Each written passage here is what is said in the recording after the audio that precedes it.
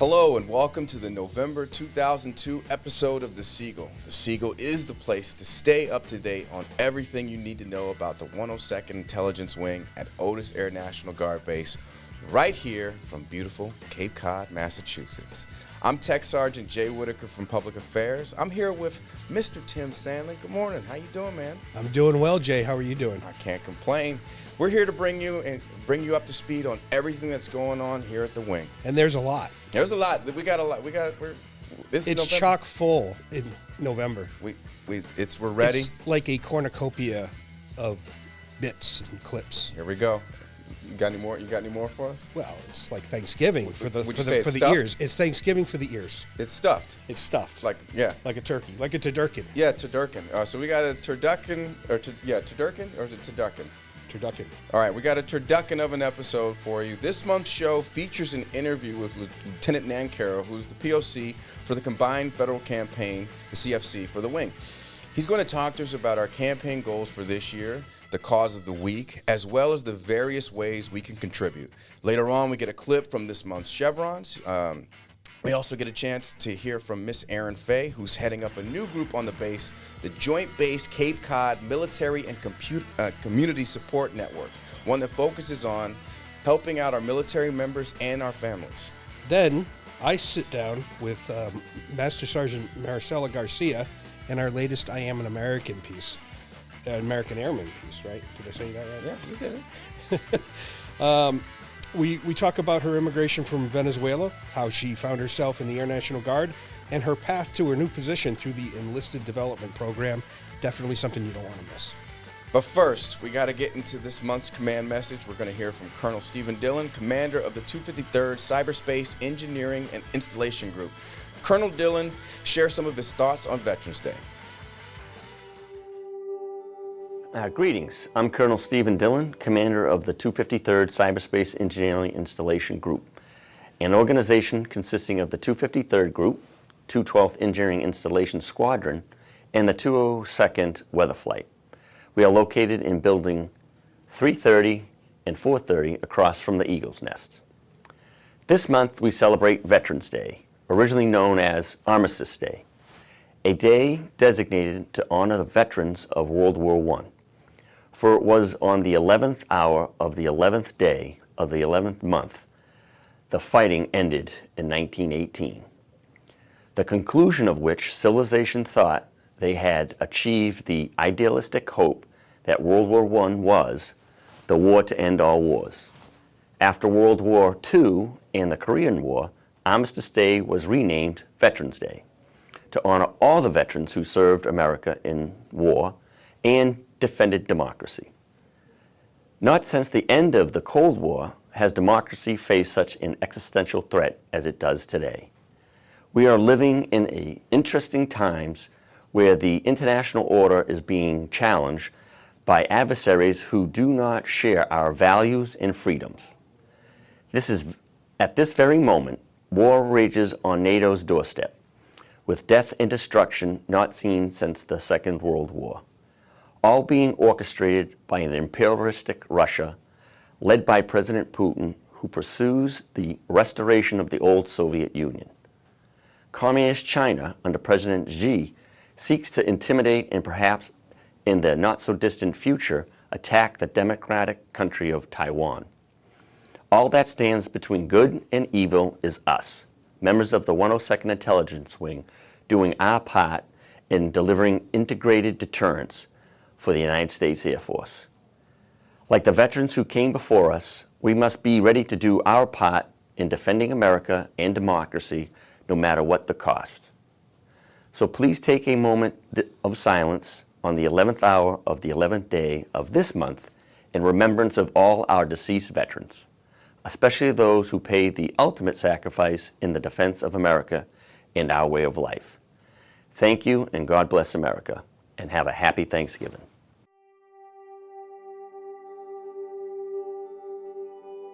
Everyone, I am sitting here with Lieutenant Alan Nancarrow from the Combined Federal Campaign. He's the POC for the CFC this year. How are you today, sir? Good, Jay. How are you? I can't complain. Thank you so much for just joining us on the Seagull. Real quick, I just wanted to hit a few questions about the CFC and really what it means to you. It's been around for about 65 years. When you think of the CFC, what's the first thing that comes to mind? So the first thing that comes to my mind thinking about the CFC is really service. I personally think that it's super important for everyone to try and give back whenever they can. And the CFC really makes that achievable and simple for every single person to do. And it allows you to give back in a way that's going to align with your personal values. So what are some things that people may not know about the CFC? So I think one of the things that a lot of people don't know about the CFC is that they have so many charities that you could give to. So I think the number's tallying up at over 5,000 charities this year. Another thing that people really don't understand or realize is that it doesn't need to be some crazy big monetary donation to make a difference. The CFC is really pushing hard this year that every little bit helps. So you don't need to donate, $10,000 to make a big difference. Some of the metrics that I've seen is, a $20 total donation can not only get you a uniform buyout day approved by our wing commander, so I have to pitch that, but it can also remove 1 pound of trash from the ocean. So if you think about that, if everyone in the wing were to give, $20, that would be a lot of trash removed from the ocean. Another metric that I've seen go around recently is $250 actually outfits a firefighter with PPE. So it doesn't need to be a lot of money. Can really be any little bit, and any little bit helps. Even giving a little goes a long way. And so thank you for sharing that. Now, can we just donate to anybody? Let's say we have a very specific charity back in another state or a particular cause that's very important to us. Where do they have a database or something like that? So the CFC does have a database. So like I said before, there's roughly 5,000 charities in there. You can search through that database to find, if you have a charity that like for example, Heroes in Transition, that has helped the wing out quite a bit. They are actually one of the charities on the CFC that you can donate to. If you have a specific charity, you can look for them on the CFC. I can't guarantee that they're going to be on the CFC website, but you can certainly, of course, always donate to them outside of the CFC. And you may find a couple of charities that are similar that you can align yourself with that you can donate to. Gotcha. Thank you so much. Let's break this down. What are some of the easiest ways we can donate? So the easiest way to donate is to simply make an account on the CFC website. Now, when you make that account on the CFC website, it gets retained. So every year when the CFC comes around again, you can just log back in, look for the charity, and donate. It saves all of your information, your payroll information, however you decide that you want to donate, it saves it. So you don't have to go through, the old paper process that we had a long time ago to actually go through and donate. You can also get to that website by the QR code that I've been distributing around through the all staff emails, or simply just go to givecfc.org. That's the website, and look for Otis as the place that you're donating from. And it's really simple, and it's really painless. Really simple, really painless, really helpful. Absolutely. Now, you've been sending out these causes of the week emails, and I actually, it's actually great that you share these with it, because it just really shows the variety of what the CFC and all the places that you can donate. Now, what's if you don't mind sharing, what some of the causes of the week, and are any of them important to you in particular? Absolutely. So each week that the CFC the campaign goes on for, so all the way until the beginning of January. So the campaign ends January 14th. Each week, the CFC highlights, a different category of causes. So last week was arts and humanities. This week is the big one for me because it's animal welfare. Animal welfare is, near and dear to my heart. I love animals. So this year I actually donated to the Warrior Dog Foundation. They help transition working canines into retirement. I also donated to the National Police Dog Foundation, and they provide training for police dogs as well as medical care for active and retired dogs. So lots of, and you'll look on the CFC website and you'll see there's a lot of really good foundations, not only for dogs, for all types of animals too. If you're a cat person, I'm a bird guy myself. fair enough. I'm sure there's a cause on there for you.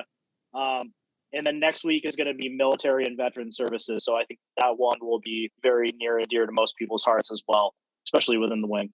Now, I know we kind of missed our goal last year, and I don't want to put pressure on folks. What are some of our goals this year for 2022? So the goal this year for 2022 is to try and get to $20,000.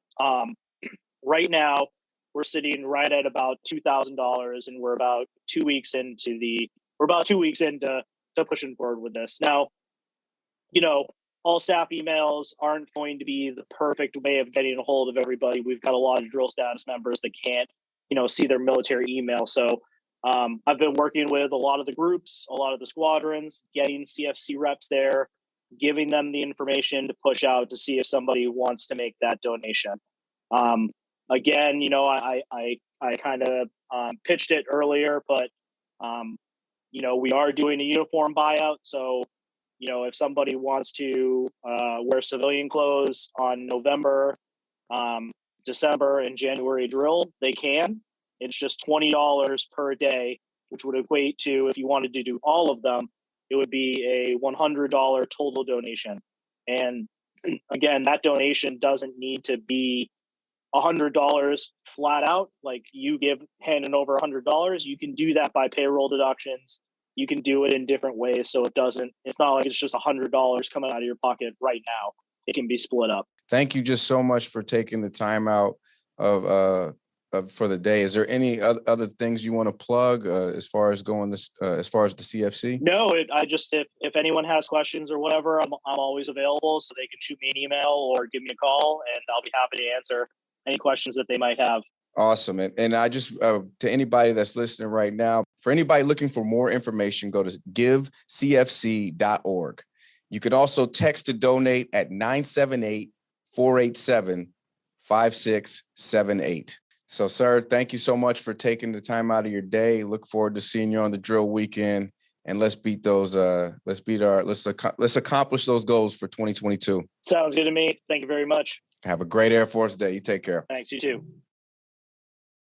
Welcome back to the Seagull. This is Tech Sergeant Jay Whitaker, and I am proud to sit here with Aaron Fay from Military Family Readiness. And did I get that right? That's correct. Thanks for having me, Jay. Yeah, recently we changed our name to Military and Family Readiness, and that was reflective of the new Guardians we have with the Space Force.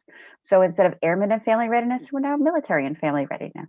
There we go. Fun fact. So I know I've seen you around, and I know you've been working on, you and your team have been working on a new committee support network. It's the JBC, Joint Base Cape Cod Military and Community Support Network.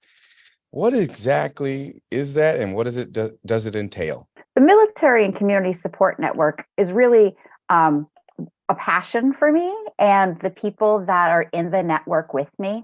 We've worked for a long time together, and in COVID, we, like many others, saw their communities, their networks become more challenging to keep tied to, and we weren't alone in that. When we came back together, though, we realized that there was a lapse where we needed to restart what we were doing with some more intention. Mm-hmm. We had great relationships before and met regularly, but we wanted to come together, take this time to pause, and really establish what we were doing. And so I've attended the meetings myself. I did miss the last one, and for that I apologize. But I know that our membership has grown, and I think I wanted to get this message out to people and to have a conversation with you, just because we're getting ready for the holidays. And I know the biggest thing that military families in our communities need is support during the holidays. And could you tell us about some of our partners that we have on the Military Community and Support Network?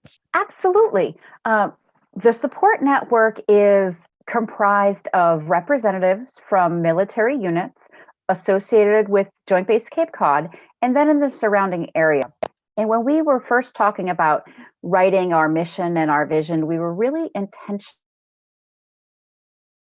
about making sure that our friends from the Coast Guard who aren't necessarily on Joint Base Cape Cod were still part of that group. They knew that we had their best interests at heart and that what we were offering were for them as well. So we have military unit representation. We have the Air National Guard, Army National Guard, the Space Force, and we have Air Station Cape Cod, Base Cape Cod, and Sector Southeast New England representing numerous Coast Guard units throughout the community. We also have community agencies, and those are a lot of nonprofits that work with us. Our community agencies, which could be our federal agencies, our state agencies, town representation, and then our veteran support organizations, which tend to be our nonprofits. Let's talk about some of the partners that you have along the support network. We have some really great partners. I have to say, Cape Cod is just very rich in the support they have for its military members and its veterans. We all have organizations that people are really familiar with that are nationwide, like the American Red Cross, Big Brothers and Big Sisters. And we also have smaller organizations like the Falmouth Service Center, Heroes in Transition, Falmouth Military Support Group, the Otis Civilian Advisory Council. And it's weaving between some of those small groups that have a lot of depth of knowledge within our community, as well as some of those ones who have a really broad-based background and a lot of resources behind them that were able to make some of the best results. Erin, could you talk to me about how your group collaborates? Absolutely. We do our in-phase collaboration at monthly meetings that we hold on the installation. We always think it's nice to hold it there because then our community partners get to see firsthand what some of the things we're talking about in a context. The space between buildings, what kind of infrastructure we have, the spread of our different organizations. And then during the meeting, our agendas go from what our internal business is and then things that are going on within the community and what we'd like to share. And there are really beautiful moments when we are just talking and we're able to flux between when someone says they have a need and then someone has an immediate answer. For instance, last meeting, we had a member, the representative from the 6th Space Warning Squadron, and he said, I'd really like to know more about how I can support new families coming to the area, getting some housing goods like at a thrift store, and then being able to get supplies for children. And all of a sudden, there was twinkles in eyes because the Falmouth Service Center was there and they have a thrift store. They have Hand in Hand Thrift on Sandwich Road in Falmouth.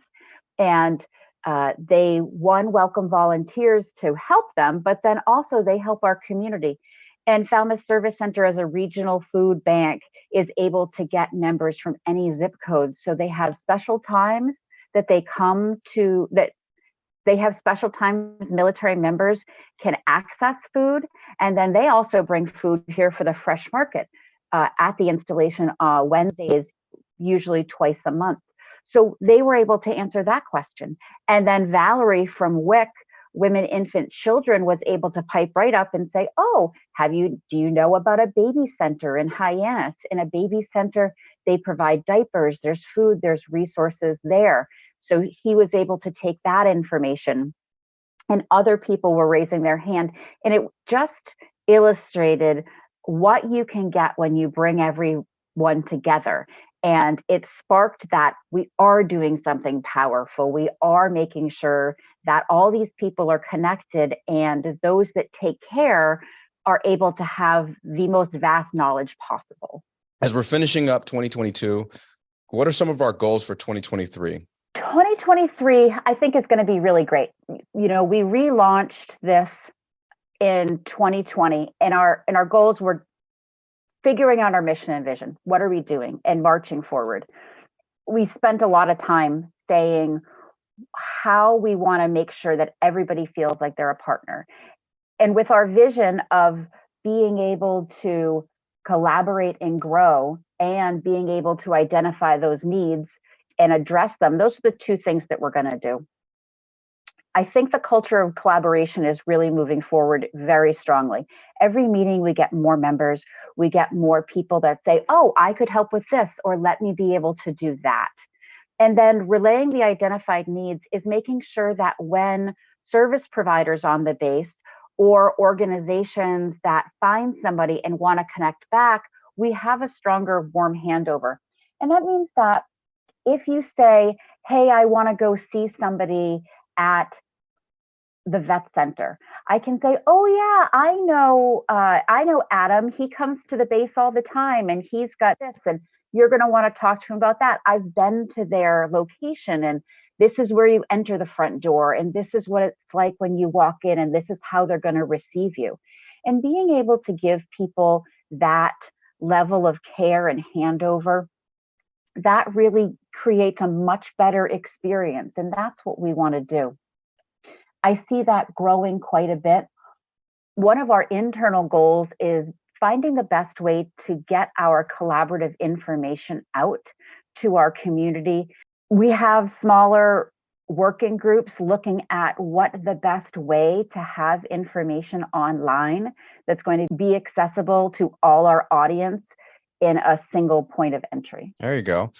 And I think it's very helpful, especially since this is a joint base. We have so many branches on here, and so yes, it's so much more helpful than a simple email or a pamphlet. You know, it's just nice. What I enjoy about this network is just having the people all there together. That, you know, if you need help with this, you have, you know, 8 to 15 people that could point you in the right direction. I think that's just a great asset to Joint Base Cape Cod. So kudos. Thank you so much for just even, you know, and thank you to the Military and Community Support Network for just getting this off the ground. Because as we gear up for the holidays, I know I think we all know that, you know, people are going to need, you know, assistance, and the best, we need to make sure that this information is easy and accessible for them. So thank you so much for your team. It means a lot.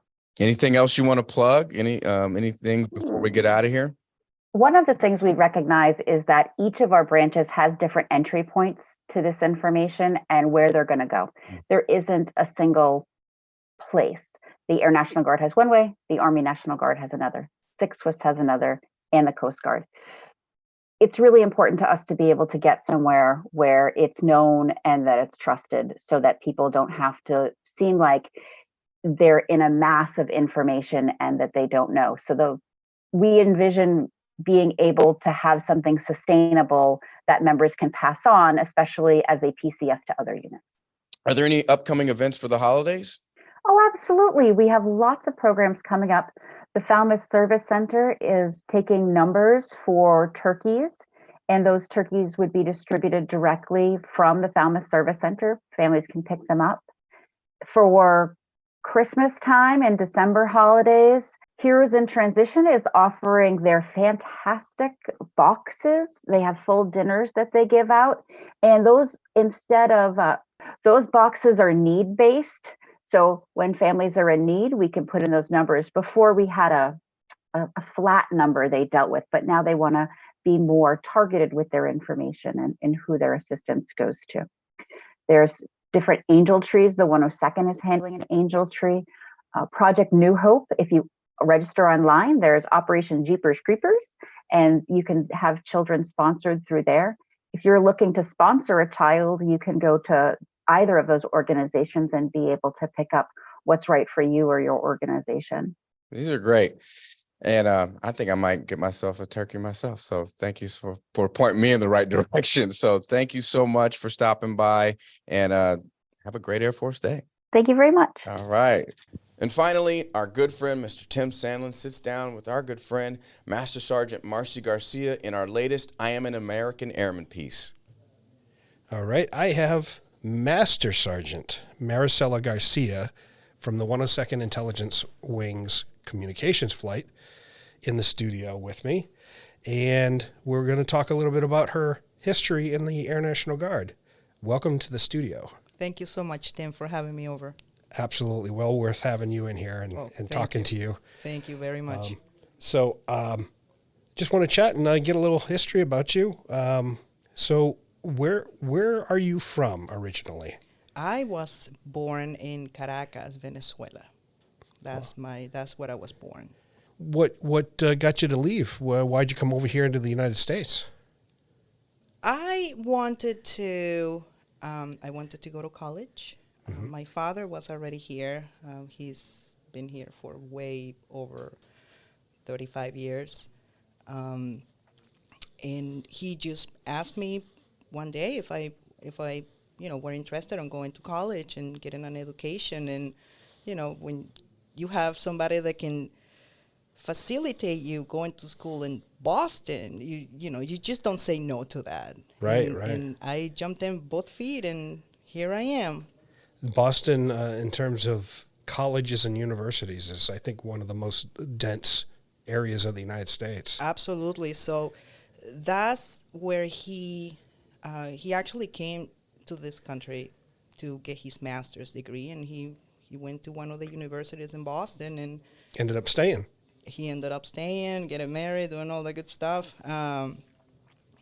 So yeah, I wanted to give it a try and see, how it would go. And I think it went okay. Oh, it went great. How old were you when you came over? I was 19.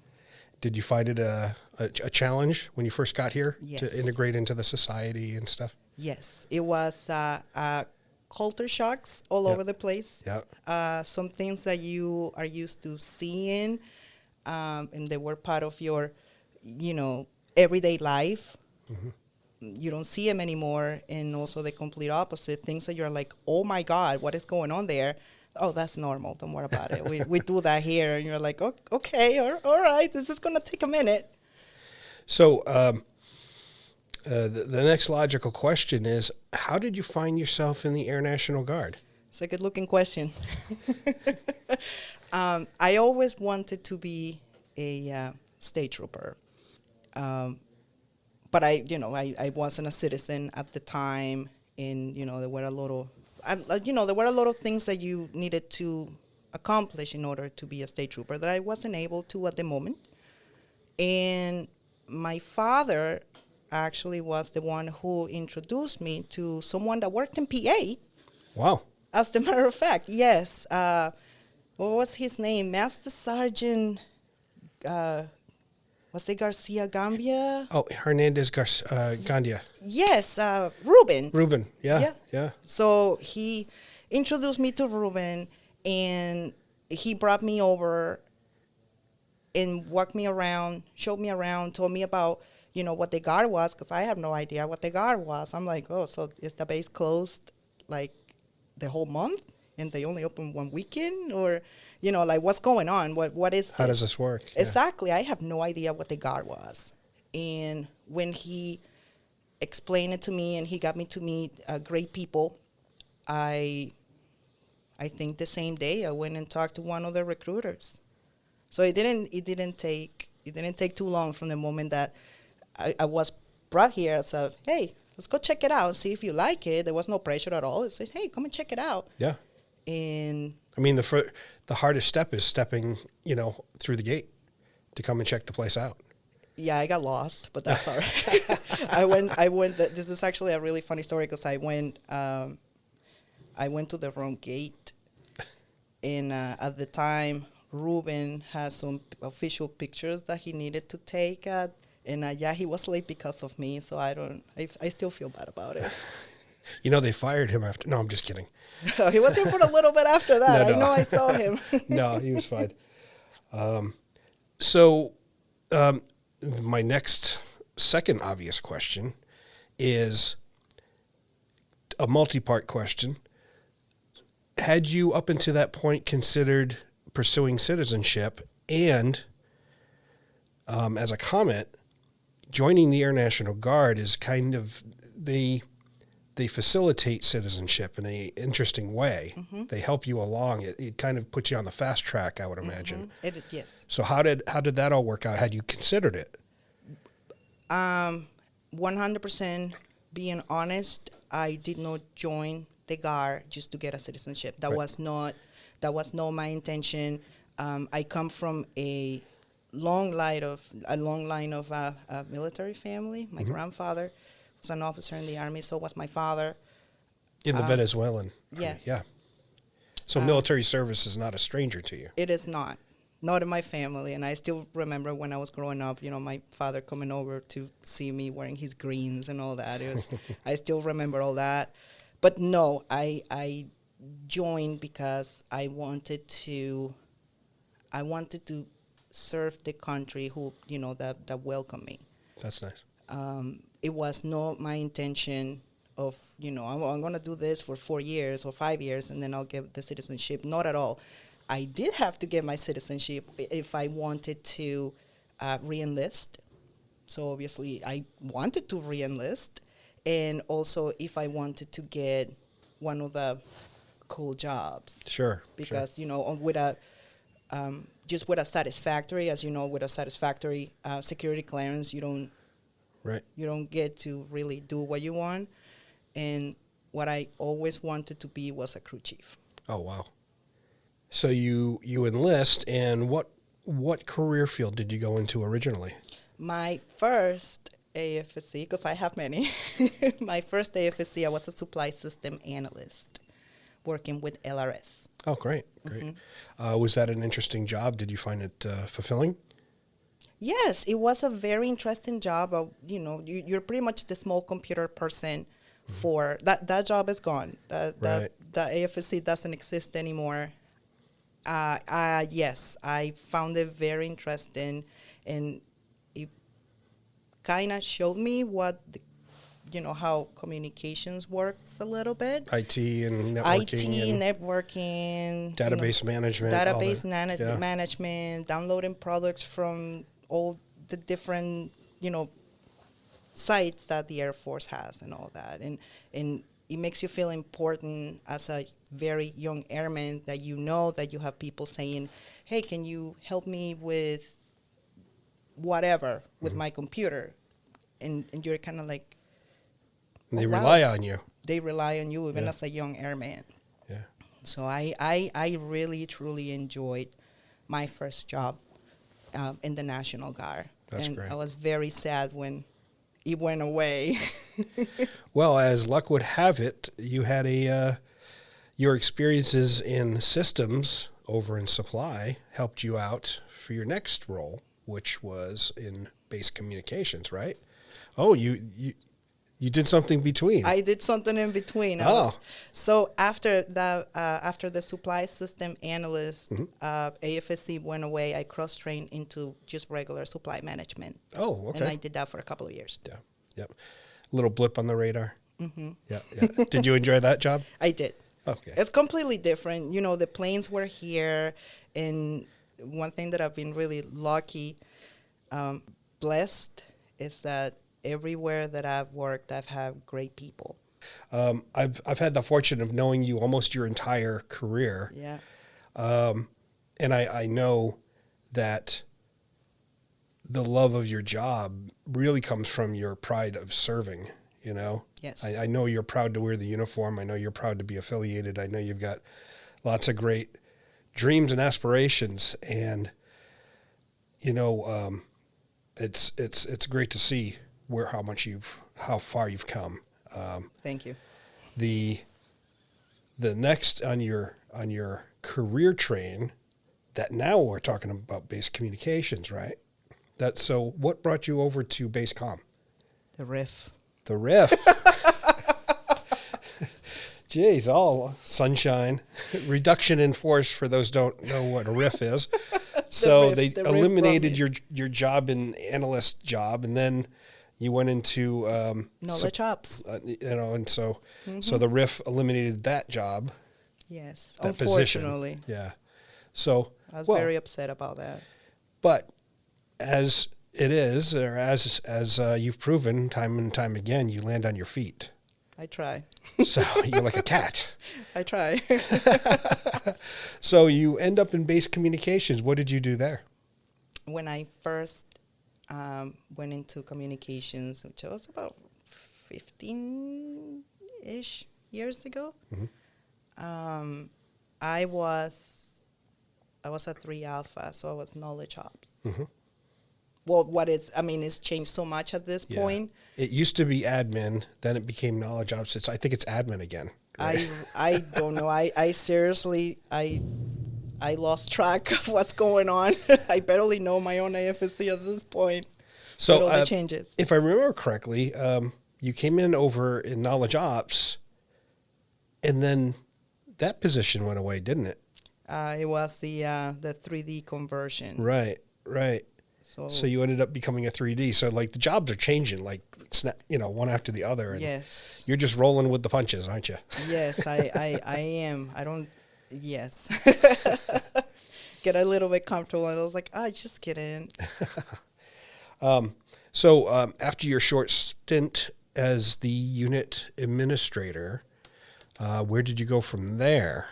Is that communications focal point, or did you do something? No, I ended up in the communications focal point, but there wasn't a communications focal point at the time. Right. We kind of stood it up. We totally did. Yeah, you and I did that together. It was a little bit of work, a lot of work. Yeah. And a lot of pains for, everybody, ComFlight, and also the users, because you have to get accustomed to. Well, they were already accustomed to having hands-on help desk support, that people did things for them.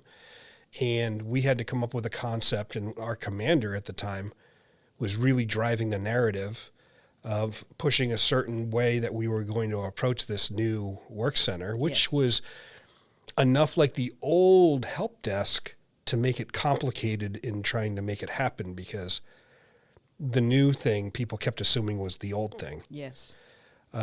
Where it was more, we're helping CSAs and CSTs. It was more about kind of empowering users to do stuff. We weren't out there working on everybody's computer, so to speak, right? We were more of managing jobs, as I recall. Mm-hmm. You and I did it together, so go ahead. It's been a long time ago. I my memory is not that great. Yeah, and I'm very old now. I am getting old as well. So those early days working with you and standing that office up were some of the best memories I have. Absolutely. We had a blast in there. Kind of, even when our office got moved around or our priorities got shuffled, we had a good time writing the book, basically. And it was only 2 people for about 1,400 users. Right. It was only 2 people, so it was challenging and fun. Yes, it was fun. It was quite fun. We had a lot of fun. And I couldn't ask for a better wingman person. I'm a wingman. Yeah, right, I'm your wingman. Yeah. So, and then I was like, you know what? Sorry, Marcy, I'm pulling the ripcord. I'm getting out of here. I was heartbroken. Oh, don't say that. I was too. But I decided to retire, and you took the banner and you ran with it. And I was proud. I was proud to see where you went. Thank you. In that office. And so I know you were in the comm focal point for a little bit longer after I retired. Yes. So fill me in on your career after that. What are some of the other cool things you did in base comm? Well, after running the CFP for a few years, after being the NCOIC of the communications focal point, I got a new opportunity within ComFly, which it was moving to plans and programs. And that was something that, that I always wanted to be, and I'm going to tell you about it, one of the reasons in a second. But I just remember that while I was working in supply as the system analyst, I would actually look up at the communications flight people, the NCC guys, the network administrator guys, the help desk guys. And I looked at it and I was like, wow, I would love to be like you one day.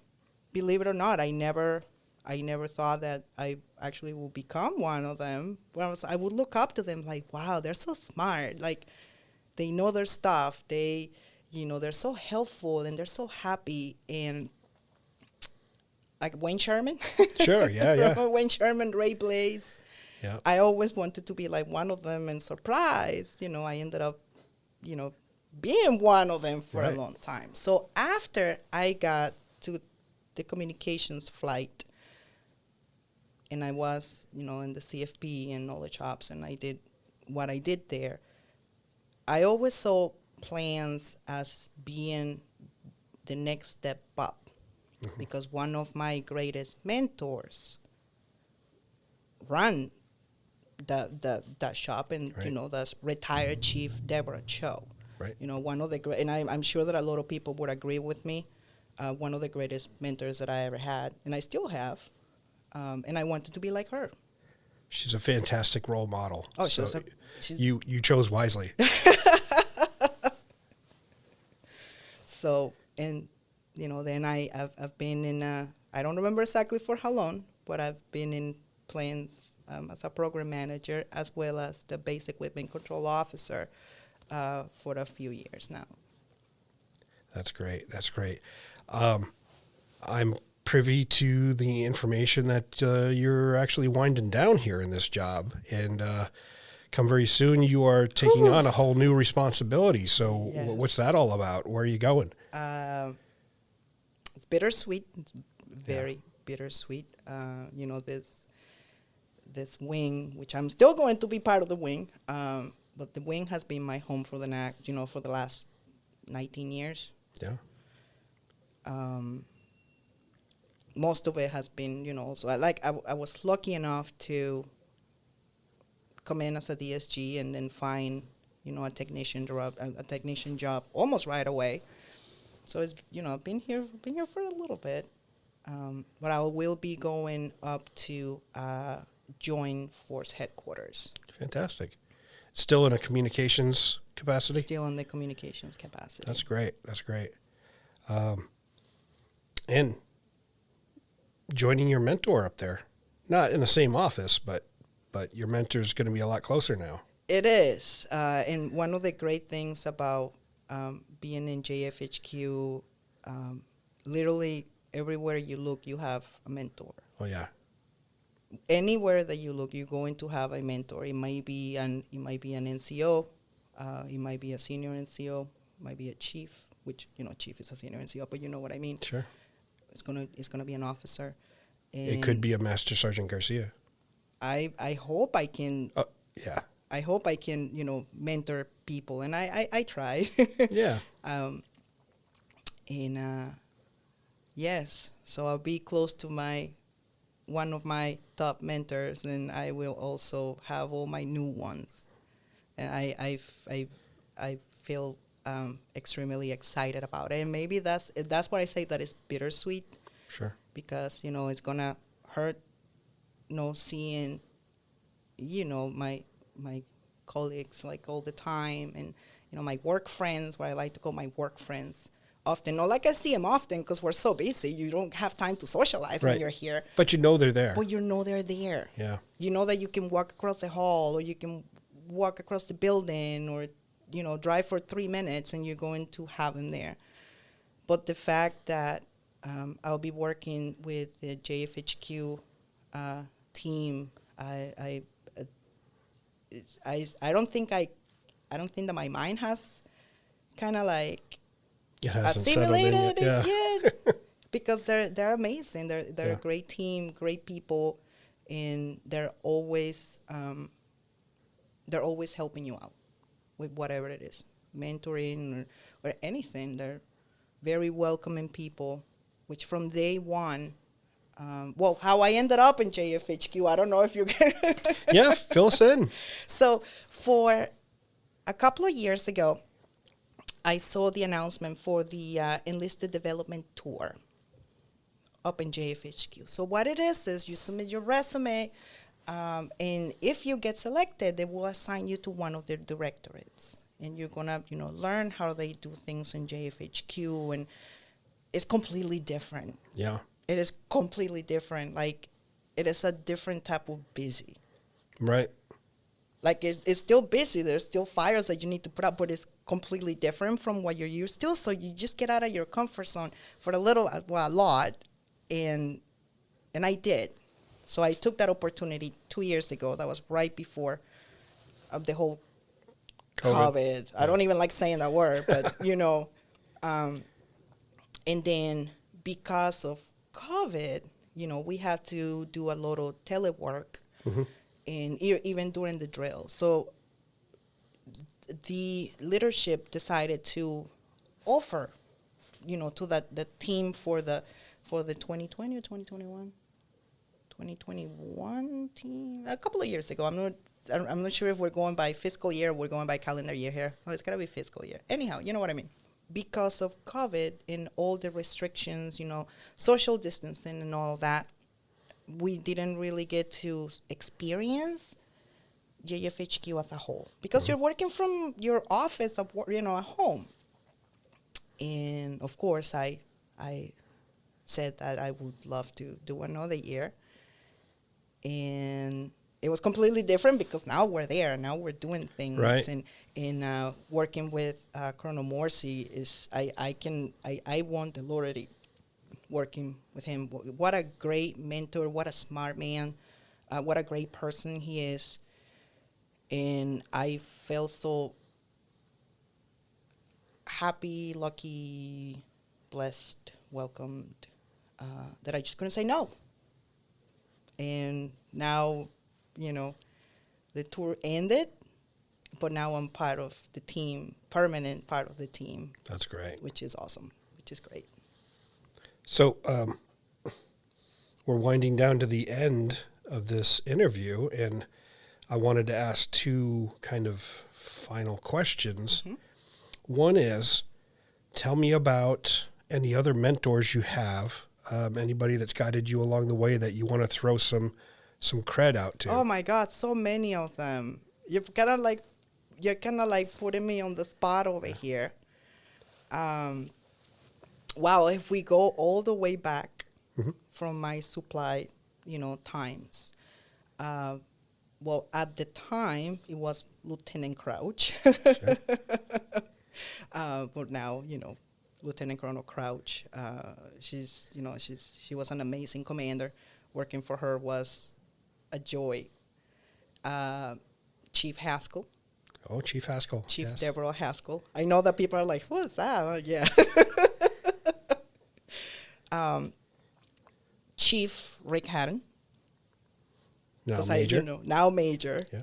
Wow. I am really dating myself right here. I think I'm just going to walk away. But it's just so many of them, to like list. So if we go, the supervisor, my current supervisor right now, Senior Master Sgt. Jason Lee, he's awesome. He's one of the best supervisors that I ever had. He's great. Now when we talk to JFHQ, I literally will have to name everybody. Like I have to get the roster. And, Chief O'Keefe. Well, we only have another 30 minutes, so. Oh, God. Okay, let me start picturing the officers. Obviously, we got Chief Master Sergeant Michelle O'Keefe. Amazing mentor, amazing person. Senior Master Sergeant Martin. Tech Sergeant Marino, Senior Master Sergeant Vadney. Oh my God! And obviously the colonels, generals. General Gaglio, Colonel Ahisi, Colonel Forrest. So like I said, wherever you look on JFHQ, you have a mentor, General Green. Yes. And obviously, I already mentioned, Colonel Morsi. That I've been so lucky to, work. Well, echoes what you said a little while ago when you said, anywhere you turn, yes. There's a mentor. That's what I feel bad. I hope that nobody gets offended, but I literally have to grab the roster and read down, because that's how amazing everybody up there is. Bottom line is you can get something from anybody.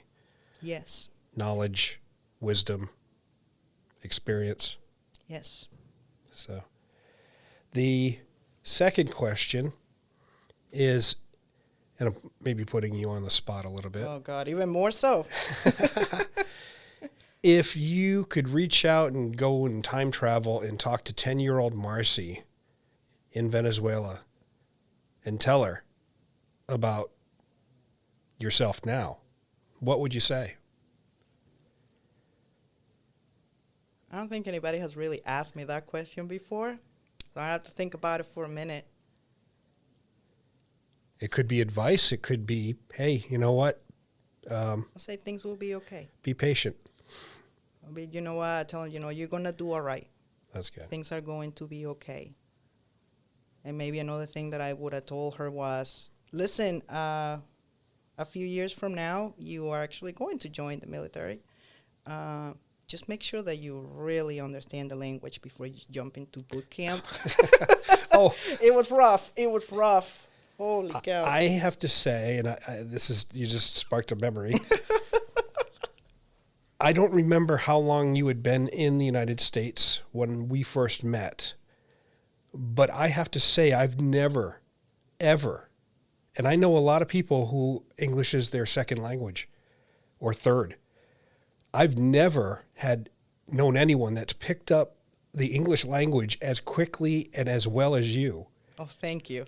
And we used to give you a hard time a little bit, like about your pronunciation, but I still have issues with that. it's mind-blowing, Marcy. It's mind-blowing how quickly you could communicate in English. I think I knew you had maybe not even 6 years. It was like 4 years in the country. Not even. I think it was. Yeah. I came in 2001 and I enlisted in 2003.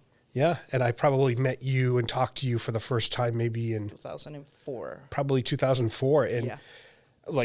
And it's mind blowing. Thank you. It's mind blowing. So, all right. Well, any other thoughts? Any closing comments? Any advice for someone who's starting out, who maybe is looking for a career either in communications and supply at Joint Force Headquarters, like the program? You want to put a plug in for the leadership exchange? What is it called again? The Joint Force Headquarters The Enlisted Development? Yes, the enlisted. You want to put a plug in for the Enlisted Development Program? Anything? Well, The floor is yours. What I'm going to say is get out of your comfort zone. Oh, good advice. It is okay to do that once in a while, and I did, and that was probably one of the best decisions that I ever made. Get out of your comfort zone, try something. Don't be afraid of learning something new. Just because you know something very well doesn't mean that you cannot learn new things and be great at them as well. Right. So this is not just for the young airmen out there. It's for everybody. Look at me. I did it after I've been, in for 18 years. I'm like, oh, okay. And I did. And that was one of the best decisions that I ever made. Getting out of my comfort zone, trying something new, and also, listening to all the advice that you get from everybody. It makes it all worth it. Everything that you learn as an NCO, as a person, how you would like to be mentored, and you pick different mentors, and then you say, I like this from mentor number 1. Oh my God, I absolutely love how mentor number 2 does this. And you just, by coming out of your comfort zone, you create your new way of doing things. Does it make any sense? Oh, absolutely.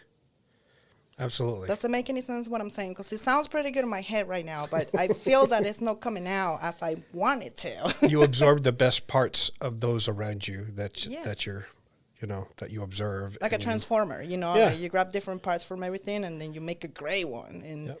But none of that would have happened if I wouldn't have taken the chance of doing something different because, I've been doing this for so long and that's where I'm comfortable. Well, Maybe that's why you're stagnant. maybe that's why, you're numb.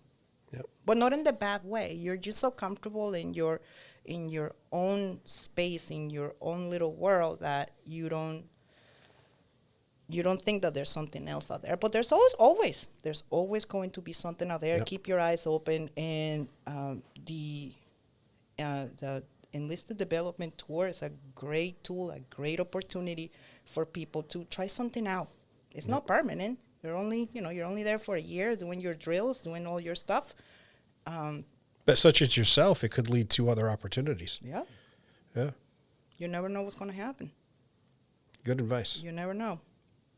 So, but I think that will be like the main thing that I will get out of your comfort zone. Try something new. Learn new things. just come out of your bubble. You'll be all right. And if you don't like it, then go back into your bubble. No, I'm just kidding. No, that's great advice. Well, Master Sergeant Garcia, thank you for joining us today and imparting your wisdom and telling us a little bit about you and your history and your success. Well, thank you so much for having me over, Excellent. Mr. Sandland. Before we go, here's a bit of a preview of our other podcast, Chevrons.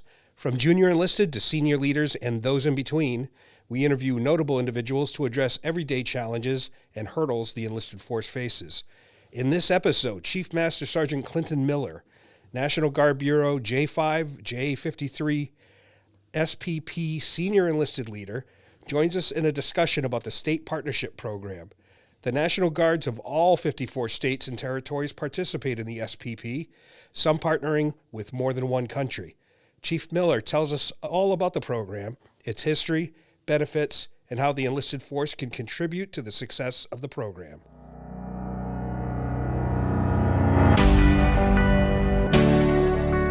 Absolutely floors me how awesome that these individual conversations happen, and I've seen it time and time again. I get to interact with the tags, right? I get to witness the tags and the chiefs of defense as they talk, and it really does come up to that small ask. Oh, and the light bulb goes off, and well, we have this capability, and it's even the next level is when it moves over into the civil side, and we've got mayors and governors and businesses that interact along with the same lines, and it blossoms from there. And the broader that partnership, the more information we receive, and the more they engage. It's an incredible trust.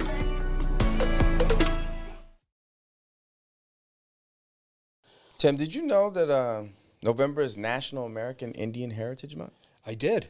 Okay, see, but a lot of people don't know that. Well, American Indians and Alaskan Natives include a diverse population of 574 federally recognized tribal nations and villages residing in the United States. These communities are not homogenous and have distinctive traditions they celebrate within their tribal cultures. For generations, despite the dire consequences brought to their tribes through European enslavement and civil conflict over land, American Indians and Alaskan Natives continue to serve and defend our nation today. Although American Indians and Native Alaskan service members comprise 1% of the active duty military population, they served in the armed forces at 5 times the national average. From serving as scouts and soldiers in the American Revolution to the code talkers of World War I and World War II to the present day, their contribution is invaluable.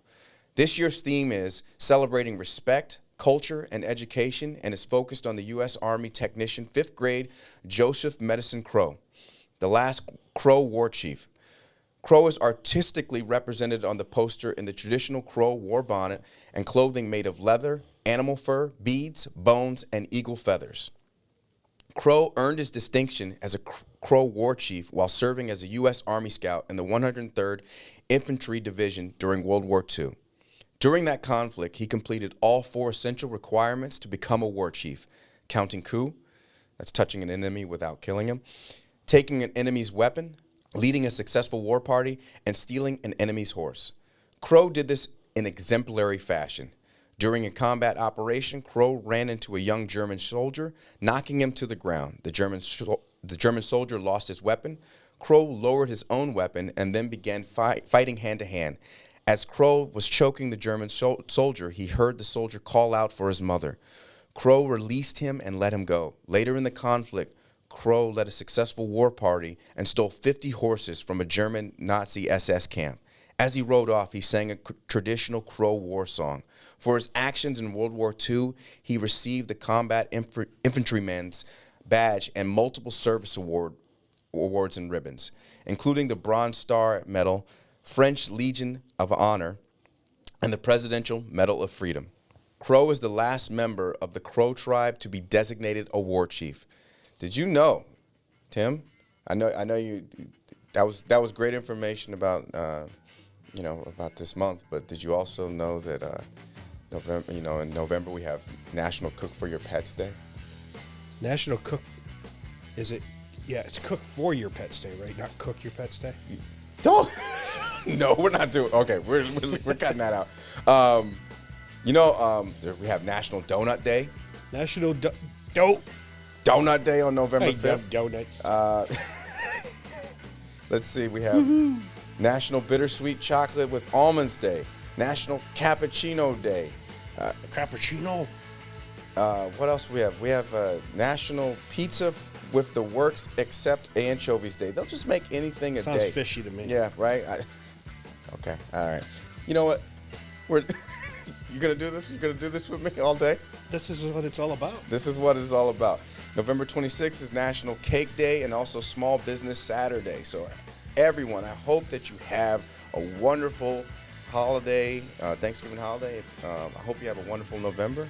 And we can't forget about Veterans Day. Of course, we can't forget about Veterans Day. Well, I thought that was already implied. I figured. It is kind of implied, but just, let's put a little emphasis, a little tilde on the top of the. Well, hope you have a great Veterans Day as well.